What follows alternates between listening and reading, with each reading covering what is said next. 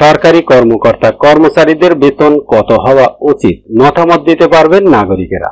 সরকারি চাকরিজীবীদের বেতন ভাতা কত হওয়া উচিত সেই বিষয়ে সাধারণ নাগরিকরা মতামত দিতে পারবেন।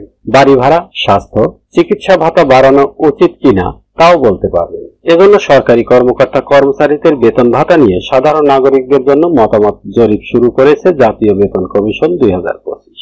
আজ থেকে শুরু হয়েছে এই জাতীয় নাগরিক বেতন স্কেল বিষয়ক অনলাইন জরিপ। চলবে 15 অক্টোবর পর্যন্ত। পে কমিশনের ওয়েবসাইটে গিয়ে এই জরিপে অংশ নিতে হবে। বাংলাদেশের যে কোনো নাগরিক এতে অংশ নিতে পারবেন। জরিপে সাধারণ নাগরিক, সরকারি চাকরিজীবী, সরকারি প্রতিষ্ঠান, অ্যাসোসিয়েশন ও সমিতি, এই 4 শ্রেণীর ব্যক্তি ও প্রতিষ্ঠান জরিপে অংশ নিতে পারবে। জরিপে অংশ নেওয়ার জন্য নিম্নোক্ত ওয়েবসাইটে প্রবেশ করতে হবে।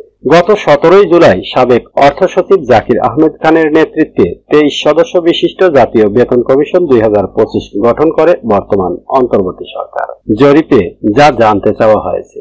জাতীয় বেতন বিষয়ক অনলাইন জরিপে সাধারণ নাগরিকদের জন্য মোট 35টি প্রশ্ন করা হয়েছে। যেমন, সরকারি চাকরিজীবীর 6 সদস্যের একটি পরিবারের জন্য সর্বনিম্ন মূল বেতন কত হওয়া উচিত তা জানতে চাওয়া হয়েছে। এছাড়া মূল্যস্ফীতির সঙ্গে বেতন ভাতা কিভাবে সমন্বয় করা হবে সেই বিষয়েও প্রশ্ন আছে। এছাড়া শিক্ষা ভাতা, চিকিৎসা ভাতা বৃদ্ধি নিয়েও জানতে চাওয়া হয়েছে। সরকারি চাকরিজীবীরা এখন যে বাড়ি ভাড়া পান তা পর্যাপ্ত কিনা তাতে মতামত দিতে পারবেন সাধারণ নাগরিকেরা।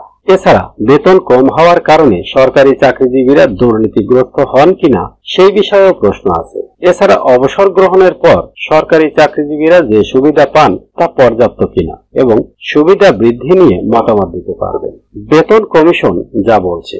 এ জরিপের উদ্দেশ্য সম্পর্কে প্রশ্নমালার শুরুতেই বলা হয়েছে, জাতীয় বেতন কমিশন 2025-এর অন্যতম উদ্দেশ্য হল সরকারি, আধা সরকারি, স্বায়ত্তশাসিত প্রতিষ্ঠান, রাষ্ট্রায়ত্ত ব্যাংক ও অর্থনৈতিক প্রতিষ্ঠান, সরকারি স্বায়ত্তশাসিত বিশ্ববিদ্যালয় এবং রাষ্ট্রায়ত্ত শিল্প প্রতিষ্ঠানগুলোর কর্মকর্তা কর্মচারীদের জন্য ব্যাপক ভিত্তিক ও টেকসই বেতন কাঠামো প্রণয়ন করা, যা দেশের অর্থনৈতিক প্রবৃদ্ধি, মূল্যস্ফীতি ও উন্নয়ন কৌশলের সঙ্গে সামঞ্জস্যপূর্ণ হবে। কমিশনের সুপারিশ প্রণয়নে সর্বস্তরের মতামত গ্রহণের লক্ষ্যে এই জরিপের প্রশ্নমালা প্রণয়ন করা হয়েছে।